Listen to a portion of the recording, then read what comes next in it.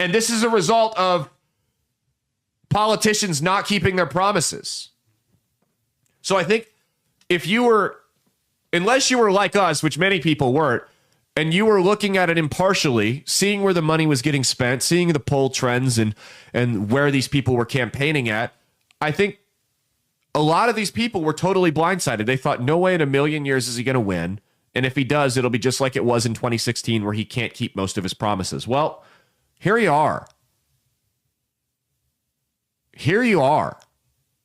And it's, again, it sucks that people are going to have to go through this. But the sympathy levels are minimized because you've had so many chances now. And here's the thing, guys.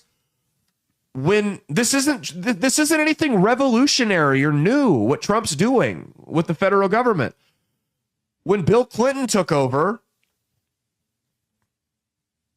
he reduced the size of the federal government, or reduced federal employment, by almost 20%. And guess what? It worked. They had a booming private sector.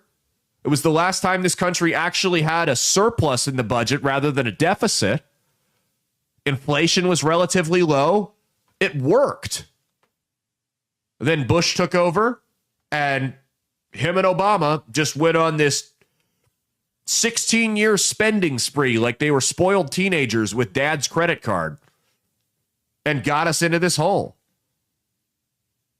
And Biden is to blame for a lot of this too, because all the job growth that Biden has bragged about, or that he did brag about when he was in office, nearly 80% of that job growth was federal employees. They were just making up jobs to give to people to keep the unemployment rate low. And that's disgusting.